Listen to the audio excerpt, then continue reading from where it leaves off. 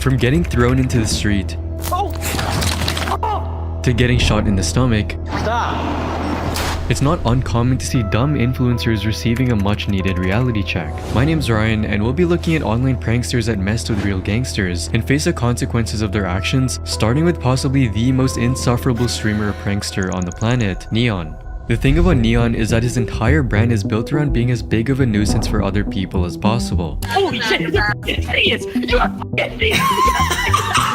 This kind of degenerate behavior has turned him into one of, if not the most hated people on the internet. The reality of this hate, however, is that most of it is online, and it poses little threat to Neon as long as it stays online. But knowing Neon, you just know it wouldn't stay that way for long. In July of 2024, Neon tried to provoke the professional MMA fighter Nate Diaz with a disrespectful question regarding his career. When you do get knocked out, are you gonna retire? But before he could make any more rude comments, Nate humbled him completely with a quick roast session and even made him backpedal on his original question. Who said that? So I know who you are. Or if little bitch boy, you little pussy. If you do. I don't know what's gonna happen. I'm gonna be watching. I'm excited to see both sides, but I'm gonna kick you in your fucking leg, motherfucker. He said when you get knocked out. Hey, P.S. you. I have a lot of respect for everyone, man. It's just I want to see a great fight. Fuck you. He said when you get knocked out. It's little kids like this little bitch talking in this motherfucker that is like changing the times. Need your little ass whoop. I got little girls over here that'll fuck you up. However, it was about to get much worse for Neon. You see, Nate isn't exactly known for being calm under pressure. He's the type of guy who won't hesitate to throw hands if someone crosses the line.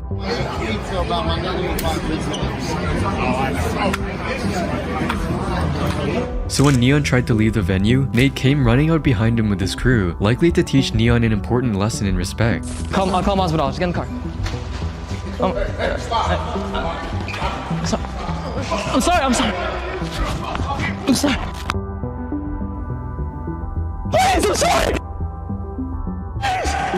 Neon somehow managed to escape and get in his car. Who knows what would have happened if he was actually caught by Nate or someone on his team. And while this did stop Neon from mocking a man who's paid to beat people up for a living, it did not prevent him from finding trouble with other people. And that's exactly what happened with him and Didi Osama. For those unaware, Didi Osama is a New York-based rapper with ties to the New York gangster scene. On July 9th, 2022, Didi's 14-year-old brother Nadi Osama got into an altercation with another gangster teen and ended up getting stabbed to death. After a teenager was stabbed to death, a 15-year-old boy has been charged with killing another teen on a subway platform yesterday. A couple months later, his killer was ultimately released on self-defense basis, sparking even more animosity between the rival gangsters. But while all of this was going on, Neon, in all of his double-digit wisdom, thought it would be a good idea to insert himself in this volatile situation. He got on stream and started doing a dance that mocked Nadi's death by getting stabbed. Even though he previously stated that he would never bring up a dead person just to farm some engagement. What jokes do you think cross the line? Nothing. Nothing. Talking about dead people. People that are dead. Yeah. Like, I would never bring up a dead person. This was extremely disrespectful to both Nadi and his brother Didi Osama, who was still grieving the loss of his little brother. Eventually, Didi had enough, and that's when Neon's worst nightmare became a reality. In March of 2024, Didi Osama found Neon during one of his streams and pulled up with his gang to confront him in person. And as soon as Neon saw him, he understood that he was about to get jumped and started apologizing immediately in fear. No, I want to. No, we're good. I want to sincerely apologize, bro. Even stating that he was scared out of his own mind. I ain't gonna front, look. Yeah, and I'm actually scared. This also showed Didi that Neon was only talk and had no experience in dealing with real gangsters on the street. All I'm gonna tell you, babe boy, is that let them talk. yo, babe boy. Yeah. Don't use your Bro, they good. We're good. Yo, I don't want nobody like listen, okay, just move. I'm not listening Yeah, for. alright, my bad. Listen up. respect you, coach. I know what he mean, Yo, bro. Yeah, no, I know. I want to. Listen, I just want to tell you this, babe boy. You don't know where I come from. Like, you not from the streets, babe boy. Like, you was really a nerd, babe boy. You was really a nerd, babe boy. So instead of getting into a physical fight, Didi just made Neon sincerely apologize for his actions. Bro, I want to apologize to everyone, bro. I didn't mean what I did, and it takes a man. Cause back then I would even like try to troll, like not even take it serious, but like Actually, bro, I'm genuinely sorry, bro. I'm trying to be a better person, bro. Neon also promised to never disrespect his brother again in any way. Mention my brother one more time. I won't. Yeah, my word. This video of this confrontation led to people praising Didi Osama for keeping his cool despite what Neon did. Didi is under 18 but acted so professionally and handled Neon with respect. He a real man. And while Neon has managed to avoid a physical confrontation so far, I can't say the same for the next prankster on our list, Canel Joseph. Canel Dominique Joseph has built a career for himself by quote pranking people in public with his videos like eating people's DoorDash food, hotboxing at police stations, and vomiting on the subway. These videos got millions of views. However, a quick look at his content shows that most of these videos are just public harassment disguised as harmless pranks. Excuse me, do you guys have like a trash bag by chance?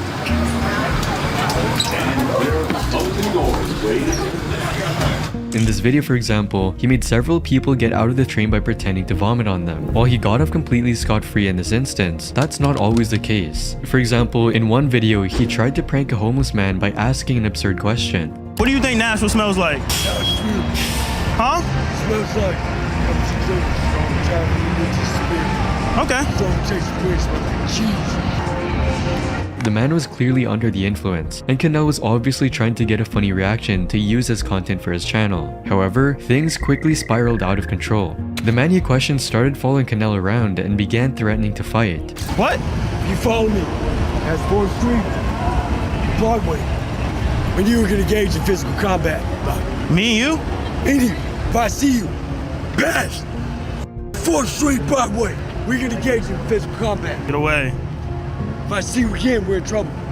You're the one that's following me. Canel got lucky when the man eventually backed off after some threats, but the situation could have easily turned violent in an instant. But doing this over and over was bound to catch up with him, and that's exactly what happened in January of 2023. His idea this time was to claim strangers' luggage at the airport as his own and accuse them of stealing his stuff. Now, anyone who's ever been to the airport could have told Canel that this was a very bad idea, but that didn't stop Canel. He went ahead with his plan anyway, and quickly found out just how bad of an idea that really was. Put simply, one of the passengers Canel was trying to harass didn't have the patience to engage in an argument, so things turned physical instead. No, I watched you in the camera. Bro, chill out. For the next 30 or so seconds, the person kept dragging Canel around the airport by his hair. Bro, can you stop pulling me?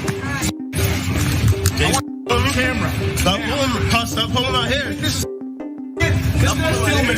You're making so much. Let go of my hair. Let go of my hair. Let go of my hair. Let go of my hair. Calm down. He only got saved from this torture because the airport security arrived at the scene and arrested the other person. Don't touch me, sir.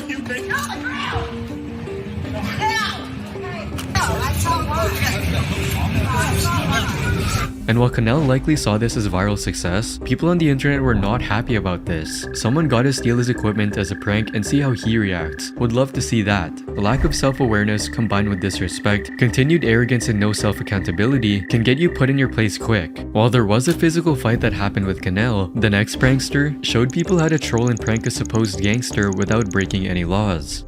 Put simply, Nico Malana is a massive troll. His portfolio includes videos like I opened a fake Apple store, we pranked the Mona Lisa, and I pranked the news. His most popular successful trolling attempt, however, is titled I Pranked America's Most Racist Man, in which he uploaded in May of 2022. The original goal of this video was for him to make a documentary in the most racist town in the US. But then, he found an extremely racist man in that area. This man was supposedly the leader of the KKK or Ku Klux Klan, who are historically known to kill African Americans. Thomas Robb, leader of the Ku Klux Klan, and something tells me he's not a very nice person. My friend, when the Lord touches your heart. We have the illegal aliens, that's bad enough, but we're bringing millions of so-called legal aliens. My white brothers and sisters, you are a race of warriors and a race of conquerors.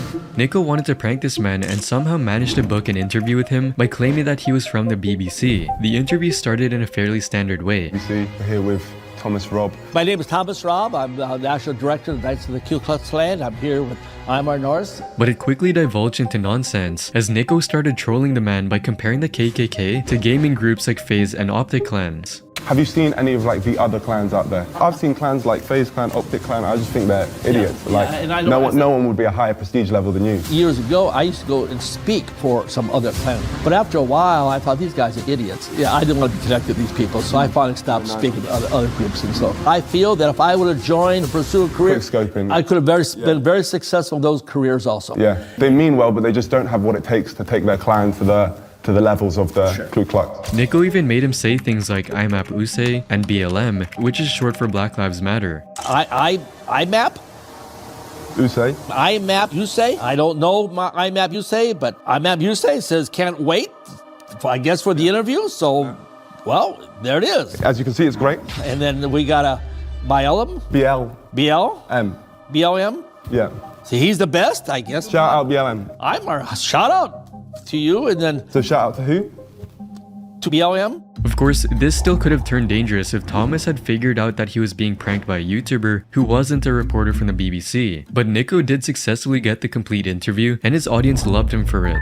Dude risked his life for trolling, massive respect. Most importantly, Nico showed how trolling and pranks don't necessarily have to be destructive and harmful, and you can do good with them as well. While Nico hasn't encountered a life-threatening situation after messing with the wrong person, the next group of pranksters on our list could have easily found themselves in front of the mob. The Nelk channel is one of the OGs of YouTube pranking content, as it first started back in 2010. At one point, the two founders of the channel, Jesse and Kyle, were even considered two of the most recognizable personalities for young people in North America. However, this duo almost lost their lives on two different occasions in their 14-year-long career. The first life-threatening instance happened during the height of COVID in June 2020, when Kyle uploaded an Instagram video titled, "Someone Threatened to Kill Us," which opened with an extremely shocking revelation. So yesterday, I know you guys saw our post.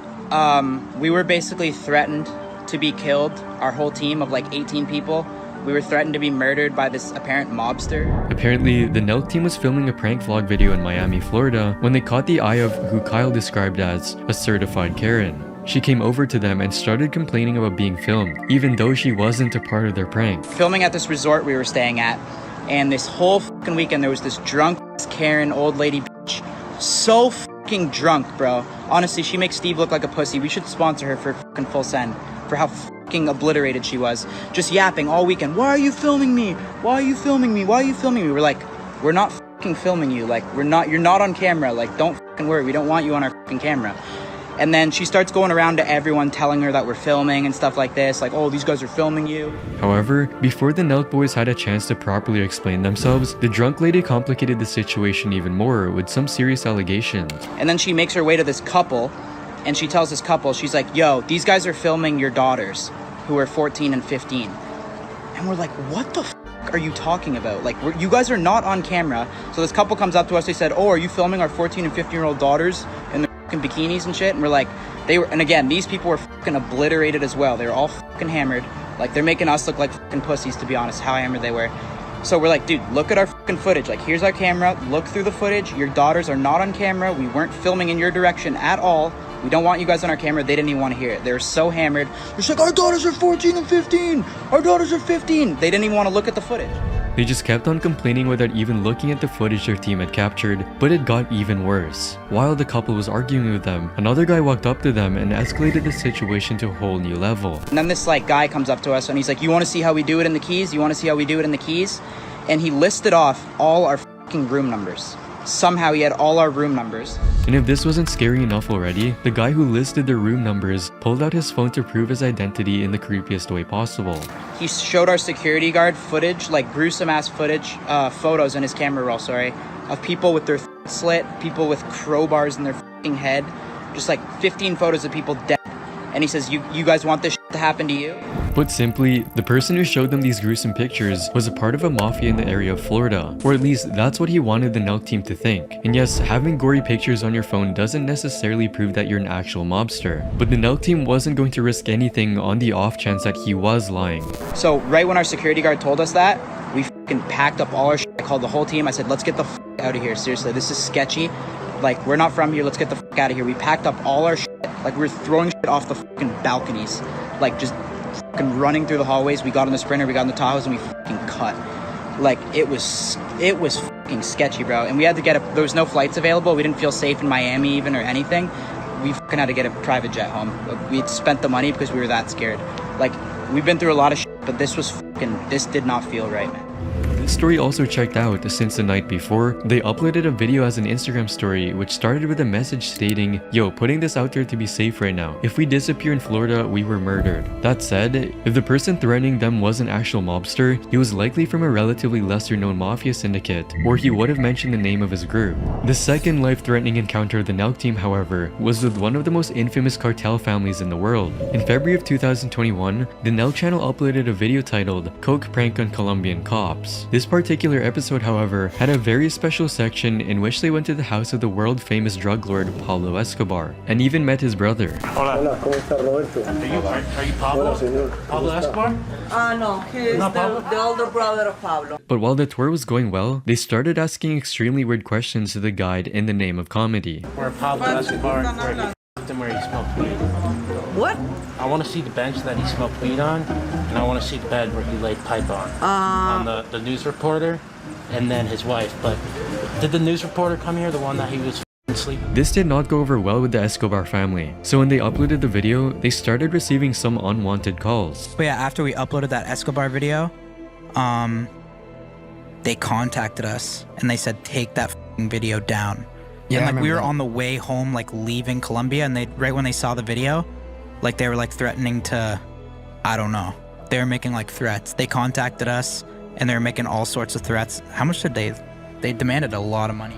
In addition to demanding money, the Escobar family also started threatening the lives of the Nelk team. You're kind of selling it like it was more a like lot. it was more like weird threats. Like what? Like we have people gun you down? like we have people everywhere type. Fortunately, they managed to escape Colombia safely and avoided a major mishap, despite getting on the naughty list of such a massive crime family. Though, while no Nelk member was actually injured from their pranks, the next prankster took the phrase anything for views to a whole nother level. Unlike many of the popular prank channels that have been around since the early days of YouTube, Tanner only started his channel Classified Goons. In 2022, the channel actually started with fairly harmless pranks like cutting in line at the Washington State Fair and asking workers to help us steal prank. However, the channel quickly fell into the same pitfall of harassing people in the name of pranks as Tanner started taking things too far. Whoa, what are you doing here? Get out of here. No, get out. No, come on. Get out of here. Yeah, get out of my kitchen. What's going on, boss? So, I don't know. Have you told someone? It was obvious that Tanner's chase for clout and using people as the ammunition for his content was never going to end well. Unfortunately, something terrible would happen to him on April 2nd, 2023 that could have easily ended not just his career, but his life. Hey, dip, quit thinking about my twinkle. What's that, Amy? Hey, dip, quit thinking about my twinkle. No. Hey, dip, quit thinking.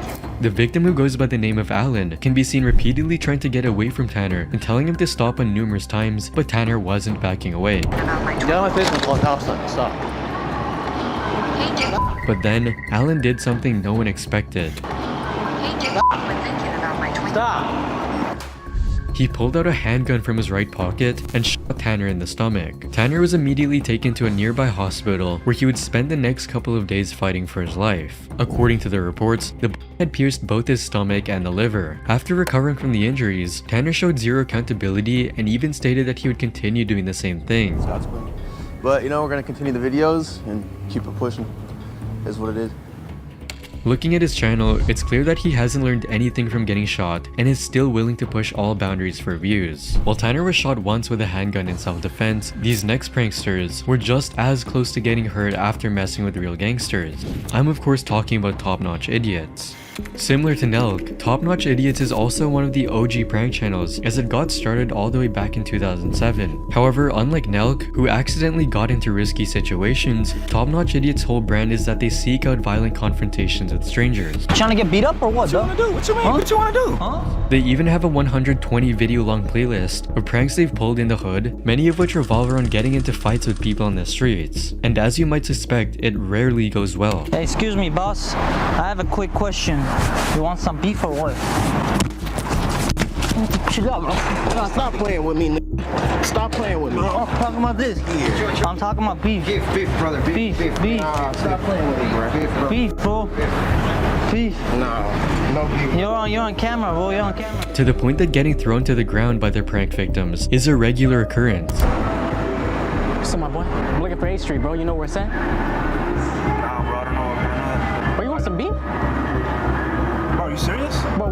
like you're squaring up at me right now, bro. I'm just asking you for whatever directions. you want to do. I don't know you, bro, but whatever you want to do, I'm with it. Bro, I'm just asking you for directions, bro. Do you want beef or what?